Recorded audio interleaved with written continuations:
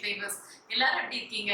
இன்னைக்கு நாம கிட்ஸ்க்கு ரொம்ப ரொம்ப பிடிச்ச ஜாம் ரெசிபி தான் பார்க்க போறோம். இந்த ஜாமை நாம வந்து தக்காளி யூஸ் பண்ணி பண்ண போறோம்.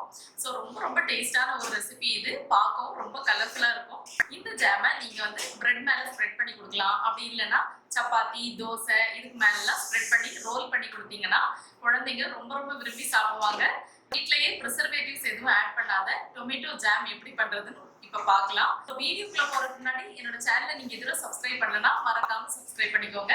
கூடவே பக்கத்துல இருக்கிற பெல் ஐக்கனை கிளிக் பண்ணிக்கோங்க. அப்பதான் புது வீடியோஸ் எல்லாம் மிஸ் பண்ணாம பார்க்க முடியும். இப்ப வாங்க டொமேட்டோ ஜாம் பண்றதுக்கு தேவையான பொருட்களை என்னன்னு பார்த்துடலாம். தக்காளி 1/2 கிலோ. நான் இன்னைக்கு ஆப்பிள் தக்காளி யூஸ் பண்றேன். இதை வந்து நல்லா வாஷ் பண்ணிட்டு எடுத்து வச்சுக்கிறேன். Pineapple 200 gram. அதோட ஸ்கின் எல்லாம் ரிமூவ் பண்ணிட்டு சின்னதாக கட் பண்ணி எடுத்து வச்சுக்கிறேன். சர்க்கரை 1 கப். ஸ்வீட்னஸ்க்கு தகுந்தாப்புல சேர்த்துக்கணும். நான் அன்னைக்கு 1 கப் எடுத்துருக்கேன். அப்புறமா நெய் 1 டேபிள் ஸ்பூன். தேவையான பொருட்கள் இவ்வளோதான். இனி எப்படி பண்ணுறதுன்னு பார்க்கலாம். ஃபர்ஸ்ட் நம்ம தக்காளியை வேக வச்சிடலாம். அதுக்கு ஒரு பாத்திரத்தில் தண்ணியை சூடு பண்ணிக்கோங்க. தண்ணி சூடாக ஆரம்பிச்சிருச்சு. இப்போ அதில் நம்ம வச்சிருந்த தக்காளி பழங்களை ஒன்று ஒன்றா சேர்த்துக்கலாம்.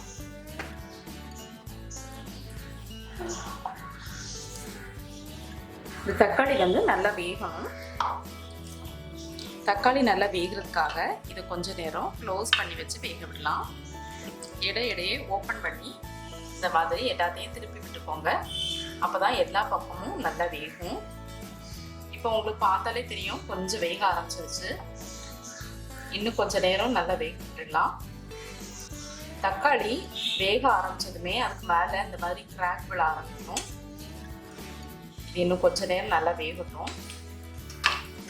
இப்போ கொஞ்ச நேரம் தக்காளி எல்லாத்தையுமே நல்லா வேக விட்டாச்சு. ஓப்பன் பண்ணி பார்க்கலாம். இப்போ உங்களுக்கு பார்த்தாலே தெரியும் எல்லா தக்காளியுமே வந்து நல்லா வெந்துருச்சு.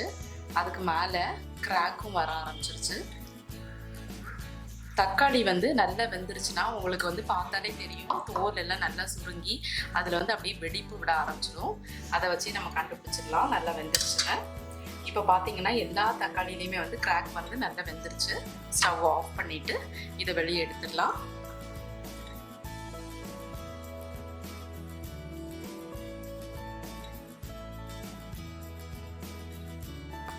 இப்போ எல்லா தக்காளியுமே நம்ம வெளியே எடுத்துட்டோம். இது வந்து கொஞ்ச நேரம் நல்லா ஆறட்டும். ஆறுனதுக்கு அப்புறமா நம்ம தோலை ரிமூவ் பண்ணிக்கலாம். இப்போ பார்த்தீங்கன்னா நம்ம ஆற வச்சிருக்க தக்காளி எல்லாமே நல்லா சூடாக ஆறிடுச்சு. இதுக்கு மேலே இருக்கிற தோலை ரிமூவ் பண்ணிடலாம்.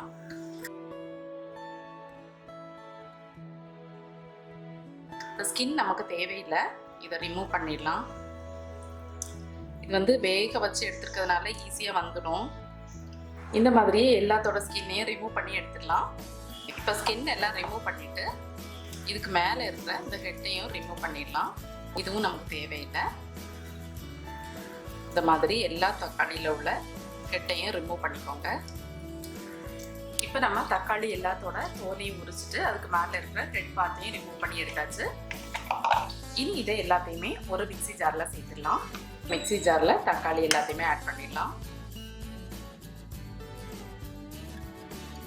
கூடவே நம்ம கட் பண்ணி வச்சிருந்த பைனாப்பிள் பீசஸையும் ஆட் பண்ணிடலாம். இப்போ தக்காளியையும் பைனாப்பிளையும் ஆட் பண்ணியாச்சு. இது வந்து தண்ணி எதுவும் சேர்க்காம நல்ல ஃபைன் பேஸ்ட்டாக அரைச்சி எடுத்துக்கணும். இப்போ இதை அரைச்சிட்டு வந்துடலாம். இப்போ பார்த்தீங்கன்னா தக்காளி அண்ட் பைனாப்பிள் ரெண்டையுமே வந்து நல்ல ஃபைன் பேஸ்ட்டாக அரைச்சி எடுத்துக்கிட்டோம். இதில் வந்து எந்த தறி தெரியாமல் இருக்கக்கூடாது. இனி நம்ம ஜாம் பண்ண ஸ்டார்ட் பண்ணிடலாம். அதுக்கு ஒரு பேனை ஹீட் பண்ணிக்கோங்க. இப்போ அதில் நம்ம அரைச்சி வச்சிருந்த தக்காளி பைனாப்பிள் பேஸ்ட் ஆட் பண்ணிக்கலாம். பேஸ்ட் ஆட் பண்ணிட்டு நல்லா மிக்ஸ் பண்ணி விட்டுக்கோங்க. இதை வந்து மீடியம் டு லோ ஃப்ளேமில் வச்சு இந்த மாதிரி கிளறி விட்டுக்கிட்டே இருங்க. இது வந்து கொதிக்கட்டும். இது ஜாம் பண்ணுறதுக்கு பைனாப்பிள் சேர்க்கணும்னு அவசியம் இல்லை. ஆனால் பைனாப்பிள் சேர்த்தீங்கன்னா நல்ல ஒரு ஃப்ளேவரோட நல்ல டேஸ்ட்டும் கிடைக்கும். உங்ககிட்ட பைனாப்பிள் இல்லைன்னா சேர்க்க வேண்டாம்.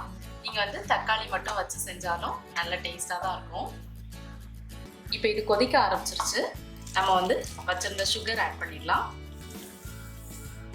சுகர் வந்து உங்களோட ஸ்வீட்னஸ் தகுந்தாப்புல ஆட் பண்ணிக்கலாம். நான் இன்னைக்கு 1 கப் ஆட் பண்ணிடுறேன்.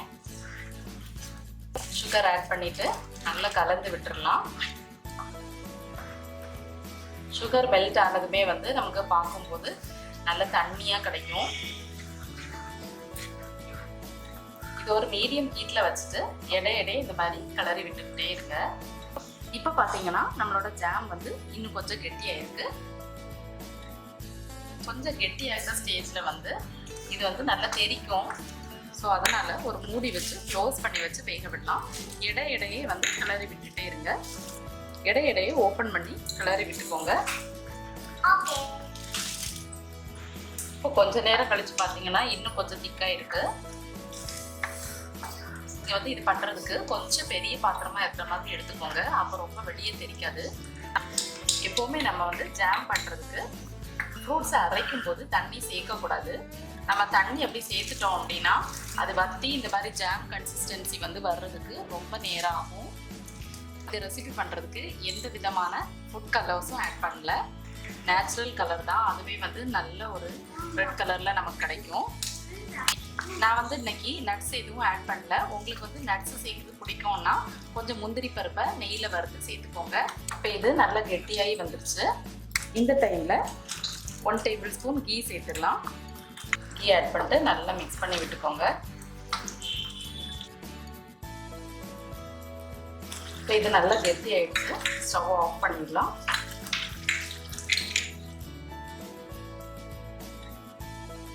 இது வந்து ஆறுனதும் இன்னும் கொஞ்சம் கெட்டியாகும். அதனால இந்த ஸ்டேஜில் ஸ்டவ் ஆஃப் பண்ணிடுங்க. ஸோ ஃப்ரெண்ட்ஸ், இப்போ நம்மளோட தக்காளி ஜாம் சூப்பராக ரெடி ஆயிடுச்சு. இதில் எந்த ப்ரிசர்வேட்டிவ்ஸும் நம்ம ஆட் பண்ணல. ஸோ உடம்புக்கும் ரொம்ப ரொம்ப ஹெல்த்தி. குழந்தைங்களும் ரொம்ப விரும்பி சாப்பிடுவாங்க. இது வந்து வெளியில் நீங்கள் வச்சிங்கன்னா 1 வாரம் வரைக்கும் கெடாமல் இருக்கும். ஃப்ரிட்ஜில் நீங்கள் வச்சு யூஸ் பண்ணுறதா இருந்தால் 1 மந்த் வரைக்கும் கெடாமல் இருக்கும். இது நல்லா ஆறுனதும் ஒரு கிளாஸ் ஜாரில் போட்டு நீங்கள் வந்து ஸ்டோர் பண்ணிக்கோங்க. ஸோ இந்த டேஸ்டியான ஜாமை கண்டிப்பாக நீங்களும் உங்கள் வீட்டில் ட்ரை பண்ணி பாருங்கள். ட்ரை பண்ணி பார்த்துட்டு எப்படி இருந்துச்சுன்னு உங்களோட கமெண்ட்ஸை ஷேர் பண்ணுங்கள். இந்த வீடியோ உங்களுக்கு பிடிச்சிருந்தா என்னோட சேனலுக்கு மறக்காமல் சப்ஸ்கிரைப் பண்ணுங்கள். தேங்க்யூ.